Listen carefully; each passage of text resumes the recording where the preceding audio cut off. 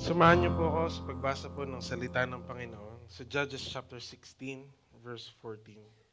Judges 6, Judges 6, verse 14.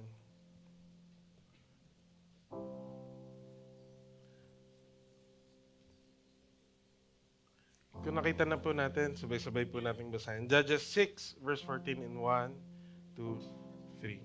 The Lord turned to him and said, "Go in the strength you have and save Israel out of Midian's hand. Am I not sending you?" Ang Diyos po magpahala sa pagkabasa ng kanyang buhay at banal na salita. Makakaupo na po tayo. Ayan. Good morning po.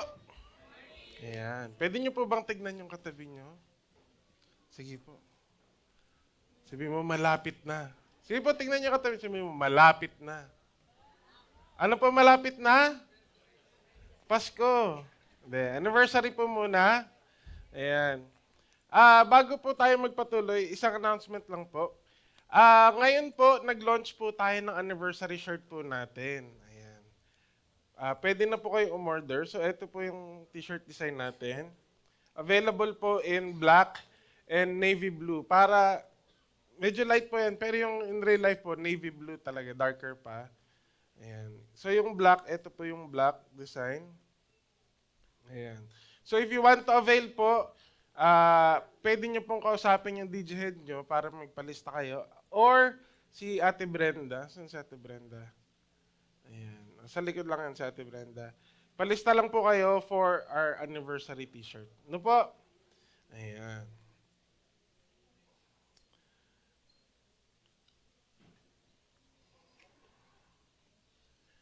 Sa isang libro po ni Sansu. Kilala niyo po si Sansu? Hindi siya ganong sikat sa mga Pinay. Pero meron po siyang isang sikat na libro na sinulat na kilala all over the world. Kilala ng mga military tacticians, kilala ng mga fighters, boxers, MMA fighters. Ang title po ng book niya is yung pong The Art of War.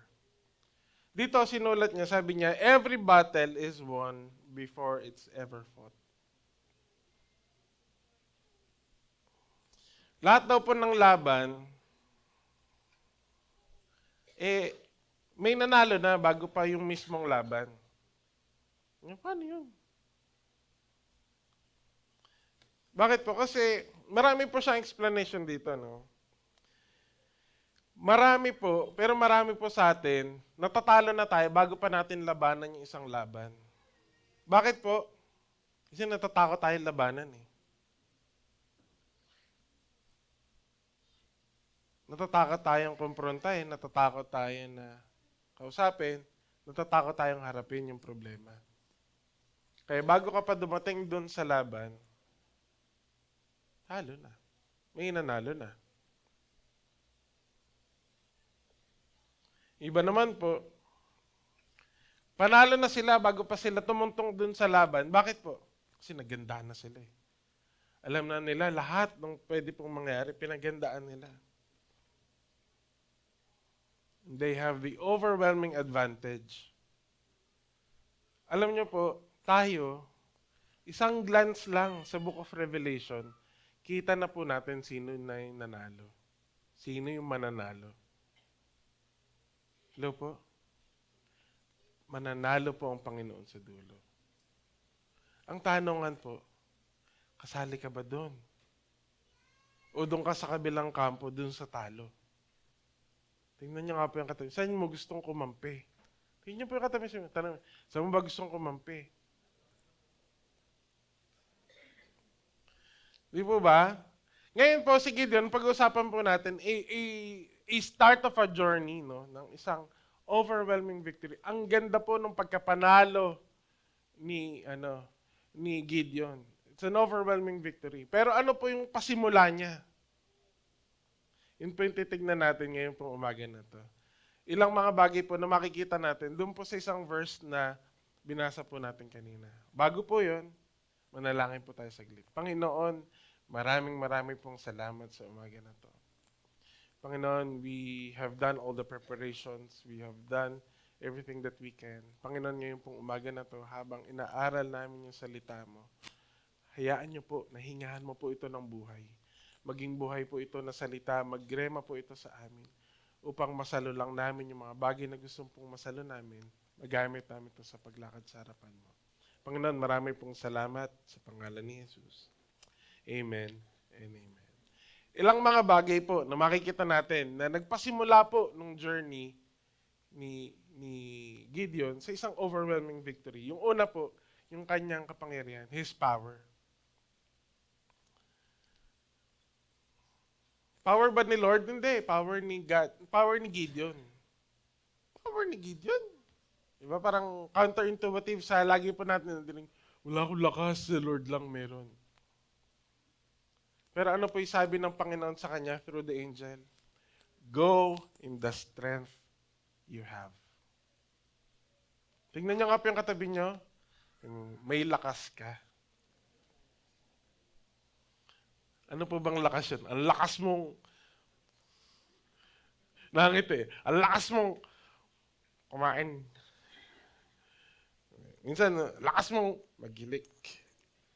Sa isang podcast po, si Pastor Stephen Furtick, may sinabi po siya, we are commonly engaged with yung sinasabi po nila na make peace with your weakness. So, sa ating mga Pinay, hindi tayo ganong familiar po doon sa ganong phrase. Make peace with your weakness. Ano pa ibig sabihin nun? Kung alam mo yung kahinaan mo, wag mo nang ikahiya. Wala, mahina ka talaga doon eh. Gawa mo na lang ng paraan paano mo matatakpan yung kahinaan. Paano mo maibuboost yung alam mo at matatakpan, mami-minimize mo yung weaknesses mo. Bawa po pango ka. Magagawa pa ba tayo doon? Wala na. O di pag tinawag kang pango, ba't malulungkot ka pa? Nagtatipan. Huwag po kayo mag-alala, unang-una na ako doon. Masaya na ako doon. Pag tinawag kang mataba, huwag kang ma-offend. Mataba ka ba? Kung mataba ka talaga, anong gagawin natin? Make peace with your weakness.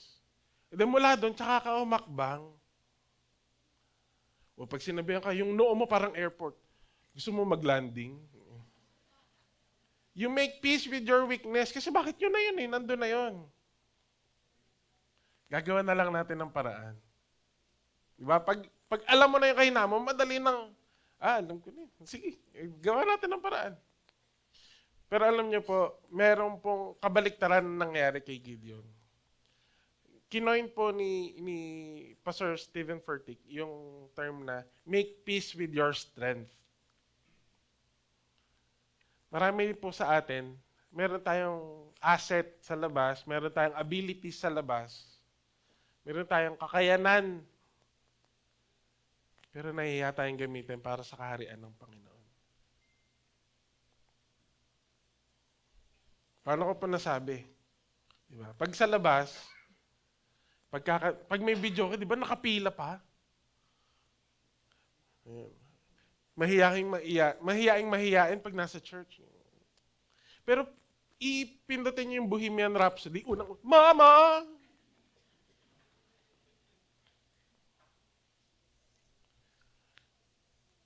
Pag nasa trabaho, pabibo. Pero pagdating sa church, sige po, dito lang po ako. Nung tumakbong SK, di ba? Mag-speech, mga kababayan, pag-prayin mo sa church, ba't ako? Ba't ako? Pag-sharein mo, ba't ako? Alam niyo po, may binigay sa ating ability ang Lord, tapos pwede po natin gamitin yun sa loob ng church to expand the kingdom of God. Tingnan niyo nga po yung katabi niya. May ability ka eh. Sige po, tingnan niyo katabi niya. Sige. May ability ka. Pwede mong paggamit yun sa Panginoon. Pastor, hindi talaga ako sanay. Hindi ko talaga kaya. Hindi pwede. Nahiya ako. Recently po, yung kapatid ko, si Jaisel, was offered by a service provider po, yung telecom niya, na i-renew na yung plan niya. So may kasamang cellphone po yun. Tapos, so yung pinagpalitan niya, binigay niya po sa akin. Ayos. Pero sabi po ni Jaisel, Kuya, nakalock yan dun sa service provider ka. Pero try mo din, baka na-unlock na kasi tapos na na-renew na yung contract. Dinry ko po, nag-insert ako ng SIM card ko. Ibang network po yun. Pagsaksak ko pong ganun, hindi gumana. Ayaw. Nakalock nga dun sa sa telecom na yun eh. Alam niyo po, may nag-pop up na message. Sabi po doon sa pop-up message, parang please contact your service provider, blah, blah, blah. Tapos biglang ang bottom line, ganito po. Ito yung pinaka-highlight. This is not a hardware issue with the iPhone. This is not a hardware issue with the iPhone. Yung SIM card ko po, yung dati kong SIM card, kaya naman niyang patakbuhin dito. Kaya niyang paganahin yung SIM card. Kaya ng cellphone. Ano po problema? Yung software nakalock. Marami po sa atin, we are capable of great things para sa Panginoon. Yung hardware, ginawa na ng Lord. Ang problema po natin, ba't hindi tayo magamit ng gusto ng Panginoon? Yung software na naka-install dito.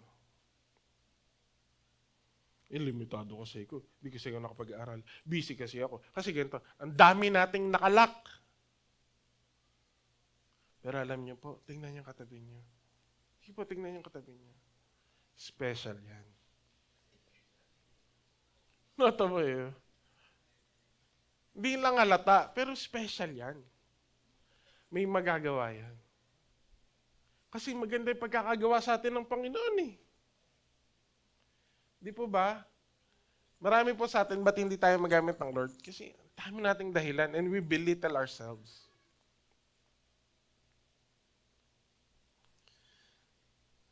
Alam niyo po, si Gideon, nasan po siya panahon ng gera, panahon ng ino-oppress na yung mga Israelites? Nandun siya sa giikan, the threshing floor. Alam niyo po yung giikan? Alam niyo yung ginagawa sa giikan po ay hindi biikan. Ha? Alam niyo yung giikan? Anong ginagawa sa pagigiik? Ano po ginagawa doon?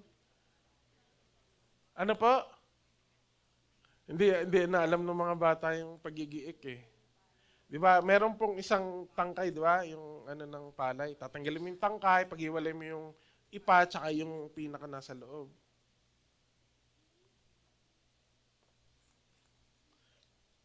Sa madaling sabi po, nagtatago siya sa trabaho niya.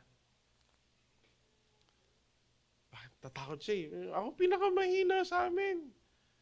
Pero alam niyo po, through the angel, ano sabi ng Lord sa kanya?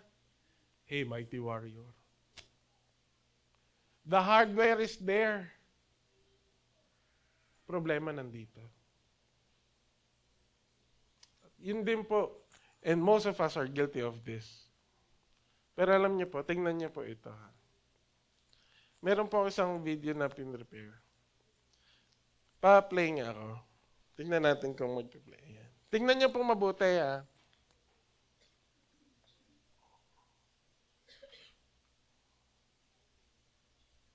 Sige, play.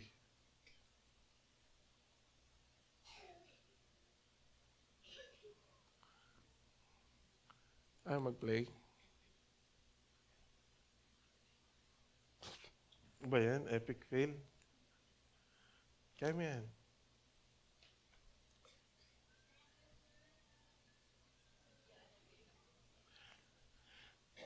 Ano po yung Tita, alam niyo po kung ano to? Ha? Yan po ay isang Excel. Okay. So, send ko na lang sa inyo yung link mamaya. Alay nang, nangyari dyan. Yan po, isang Excel po yan. Alam niyo po, sa isang research, na-timingan nila. Ang ganda ng pagkaka-timing nila. During one research, di ko alam paano nila ginawa, basta na-timingan nila yung sperm cell nakapasok dun sa egg cell. At the time of conception po, may isang liwanag po na lumabas dun sa egg cell. Sayang, hindi nyo makikita. Pero pwede nyo pong hanapin. At the conception po, pagpasok ng sperm cell dun sa egg cell, mayroong isang malaking liwanag na makikita po kayo dyan, palibot. Kaya nating i-cast. Doon sa isa ba nagpe-play? Sige, paki-cast doon sa ano.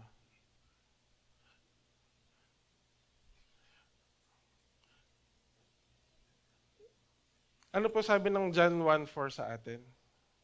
Sige. In Him is life. In Him was life. And the life was the light of men. Doon po sa pagkakabuo pa lang natin, may liwanag ng binigay sa atin po. May buhay, may liwanag, may capabilities. Marami nang nilagay sa iyo ang Panginoon na pwede mong gamitin. Hindi ka kawawa. Hindi ka aba. Pwede kang magamit ng Panginoon. Ang tingin sa'yo ng Panginoon, you are a mighty warrior. Alam niyo po, you are special.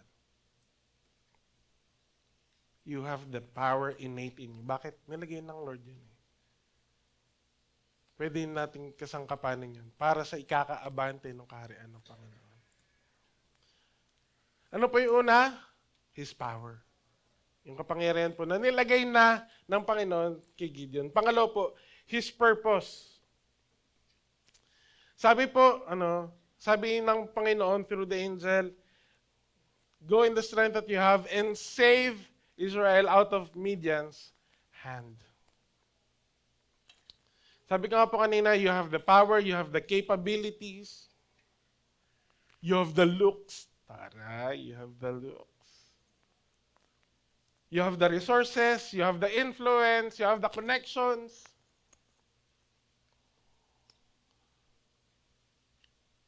Pero para saan?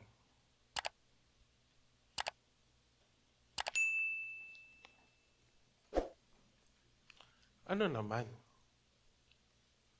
If you have all of these things, tapos para saan? Marami po sa atin, we underestimate the value of purpose. But that is very, very, very much important. Nung high school po ako, tsaka nung college, nauso po yung mga DSLR, yung mga consumer grade na DSLR. Marami po akong mga kaklase. Lagi po nakasabit lang yung camera sa kanila. Sa mga kabatch, ang daming ganun yung nakasabit lang yung camera, tapos hindi naman alam gamitin. Ginagawang decoration, parang, pag tinignan mo yung setting, lagi naka-auto. Para saan? Sayang, di po ba? Kita niyo po ito? Ano po tawag dito? Ano po? Parang hindi kayo sure. Ano po tawag dito?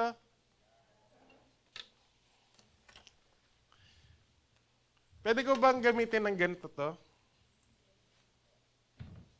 Dapat ang mga mic. Tugtog tayo ha.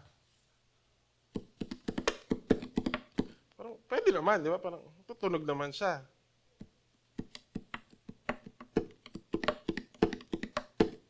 Tutunog naman siya. Pero yun ba yung purpose niya? Yun ba yung paggamit sa kanya?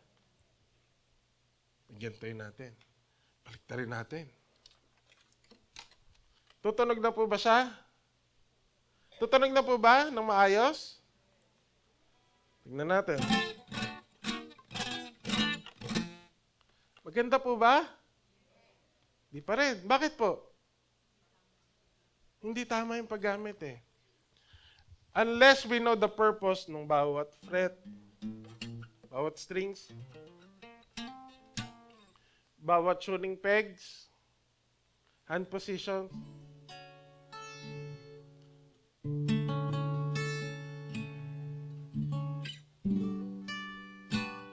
we can never make that perfect music. You can have the looks, the strength, the capabilities, salamat, and all of those things. Pero kung hindi mo alam kung para saan, sayang. Diba, pag may inutusan po kayo, nak, pakihanap ngayon, Nay, hindi ko makita, Nay. Sayang naman yung mata. Puro bebeg lang ginagamit. Sa atin po, ganun din naman. Even the best skills, even the highest IQ grades, highest IQ scores, pag hindi mo alam kung para saan, sayang. Sabi po ni Mordecai kay Esther, sige.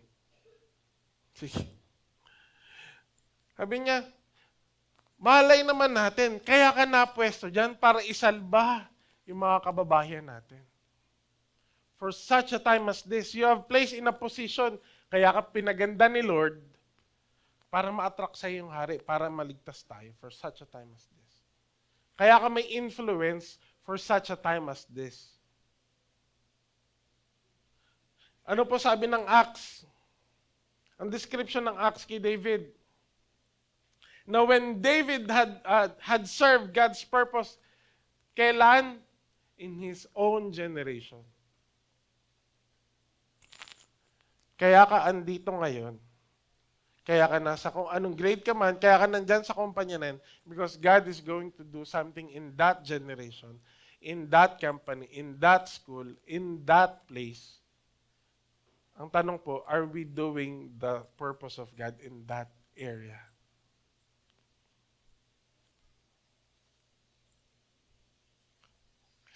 Alam niyo po, kahit yung kalungkutan may silbi. Kahit yung pigati, kahit yung kabigatan, may silbi po. May purpose. Ano po sabi ng 2 Corinthians sa atin? Praise be to God, the Father of our Lord Jesus Christ, the Father of compassion and the God of all comfort. Nasaktan ka, nabigatan ka, ika-comfort ka ng Panginoon. Praise the Lord. Okay, para saan yung pag-comfort sa'yo ng Panginoon? Sabi po doon, who comforts us in all our troubles, so that we can comfort those in any trouble with the comfort we ourselves receive from God. Kaya ka pinasaya ng Panginoon para pasayahin mo din yung iba. Kaya ka kinomfort ng Lord ngayon kasi may iko-comfort kang iba. Kaya ka niya kinorek ngayon kasi may iko-correct kang iba. Kaya ka niya binless ngayon kasi may ibe-bless kang iba. Purpose matters. Lahat po nung dumating sa atin, may silbi po yun, may pakinabang. Si Gideon po,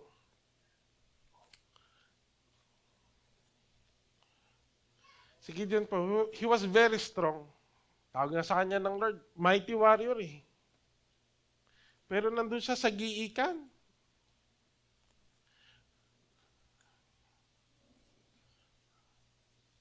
Tatanggal siya ng ipa. She loves me not. She loves me. Gumagawa po ba siya ng mali? Mali po bang mag-giik? Hindi. Hindi po mali eh. Mukhang may ginagawa po si Gideon, pero hindi naman yun yung purpose niya eh. Nung lakas niya eh. He was meant to save Israel.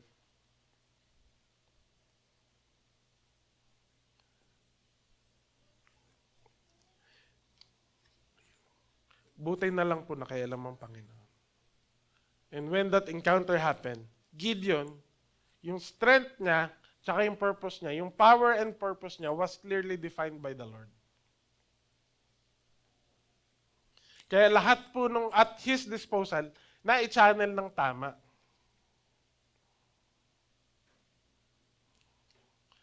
Ngayon po tayo, ano po ba yung nasa kamay po natin? Ano ba yung kaya natin gawin? Ano ba yung alam po natin?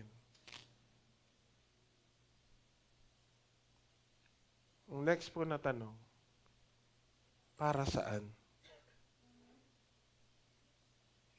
Para saan? Mga kaibigan mo, para saan? Social media mo, para saan? Laman ng wallet mo, para saan? Ikaw, para saan? Para kanino? Alam niyo po, power without purpose could lead either to waste, sayang, aksaya, o sa destruction, pagkasira. Pag hindi mo alam kung para saan yung apoy, nagsayang ka lang ng gasol, o kaya sasayangin mo yung bahay niyo. Tama po ba?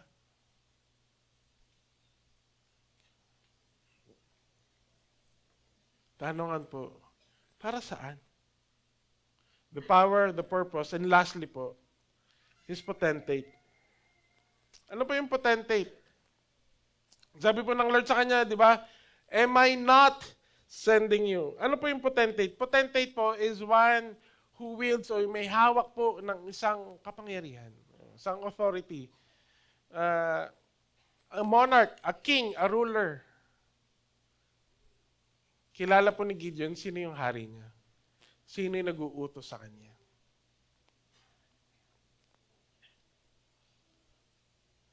Alam niyo po ba, ang tindi ng power ng endorsement? Tama po ba? Malaking factor yung sino yung kukunin mong endorser. Tama po ba? Minsan kahit hindi mo naman gusto yung product, pero dahil fan na fan ka ng, yung Don Bell, kunwari. Ang pogi ni Don. Tapos kahit hindi ka naman nagsusuot ng boxer shorts, bibili ka ng boxer shorts. Tapos kahit hindi masarap yung yung milk tea, pero pag inom ni Bell lang, parang bibili ka na pag, tabang naman nito. Wala, nakabili ka na, kumita na sila.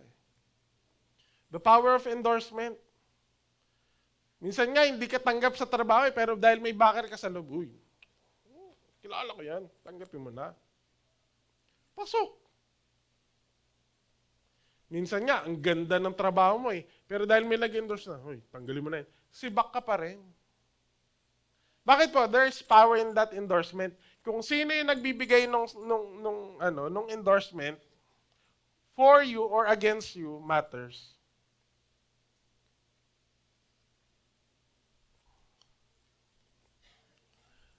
Si Gideon po, he had the chops, he had the strength, he had the purpose, he had everything to accomplish na iligtas yung Israel.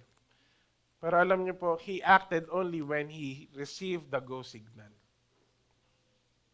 Pag binasa natin, timing pa rin ng Panginoon.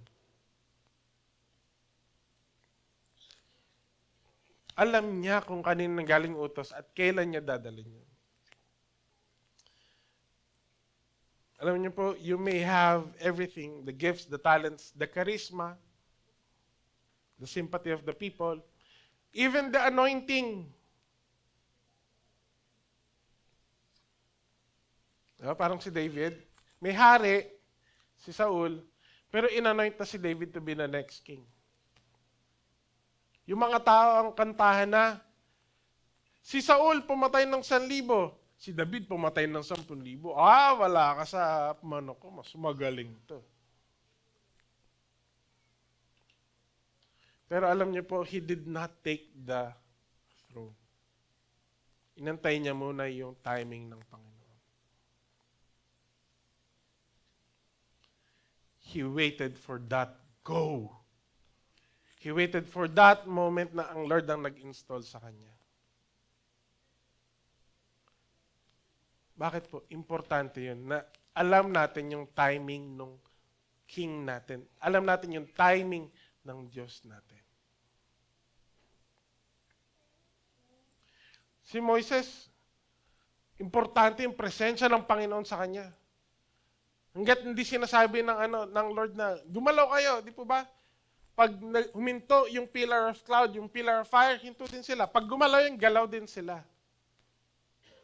Sunod sila doon sa sinasabi ng Panginoon. Marami po sa atin. Magaling, madiskarte.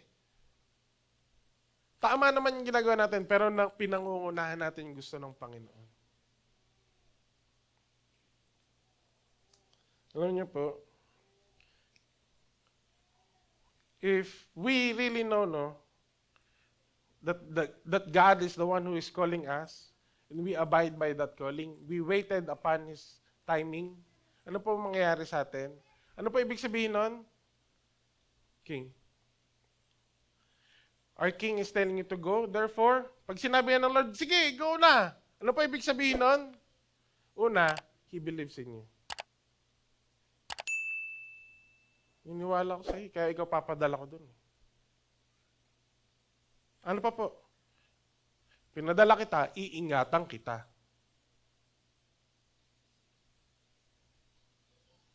Siya nagpadala eh. Ano pa po? Dahil pinadala kita, ibe-bless kita. Ano pa po? He will equip you. Hindi mo kaya, i-develop kita. Nasa iyo na yan, i-develop na lang. Kung iintayin natin yung go signal ng Lord, siya po yung mapaparangalan. He will be glorified. Minsan, tama yung ginawa natin, pero yung papuri napunta sa atin, hindi sa Panginoon. Bakit? Pinaunahan natin. At marami pa pong iba. Alam niyo po, si Pastor Sunny po last week, sabi niya, kung ako mabubuhay ulit, mabalik sa pagkabata, pipiliin ko ulit magpastor. Ako po iba. I'll be honest with you. Ayoko pong magpastor. At kung uulitin po ang buhay ko, ayoko pa rin magpastor. Pero dahil tinawag po ako ng Panginoon, I will abide by that. Madali po ba yung posisyon namin? Di po. Alam niyo po, nagsusumbong lang din ako sa Lord. Lord, sabi mo, ganito eh.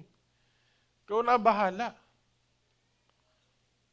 Sabi mo, ibe-bless mo ako. Ikaw bahala dito, Lord. Lord, nakita mo na lahat. Ikaw na bahala. Sabi mo, dito ako eh. And God will never fail us.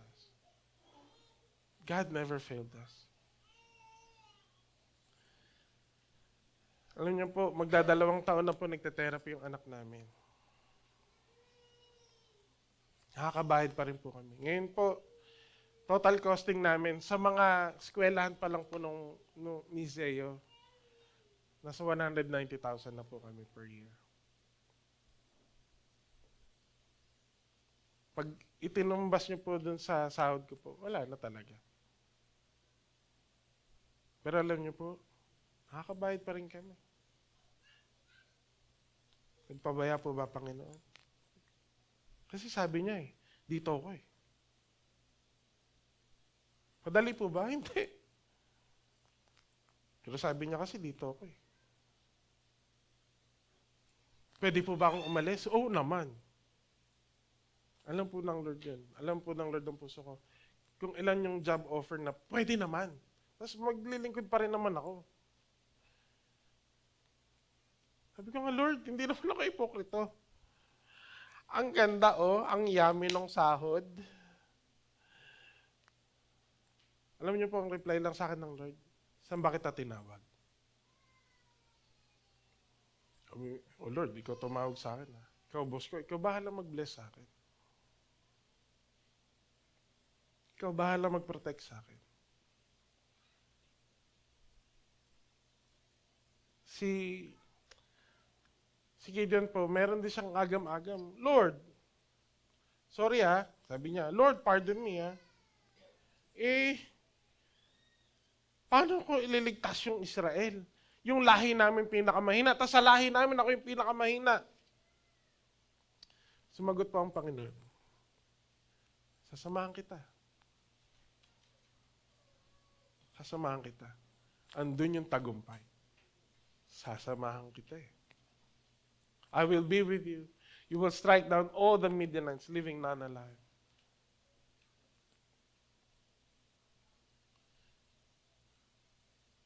Marami po sa atin, we are longing for the reward na ibibigay sa atin ng Lord, yung ipuputong na corona sa atin ng Panginoon. That's a good thing. Pero tulad po ng sinabi ko po dun sa worship team kahapon, ako, I'm not looking for the reward ng Panginoon. I'm looking for Him. I'm looking forward, kasi si God yung reward ko mismo. Pagkasama natin ng Panginoon, panalo na. Overwhelming victory na. Siya yung hari natin eh. Hindi yung kaya niyang ibigay, siya mismo. He is our reward. Doon, yun po yung start ng journey ng isang overwhelming victory. Ngayon pong umaga na to, as we close. Alam niyo po, marami sana yung panalo. Many supposedly won battles. Ang ending, talo.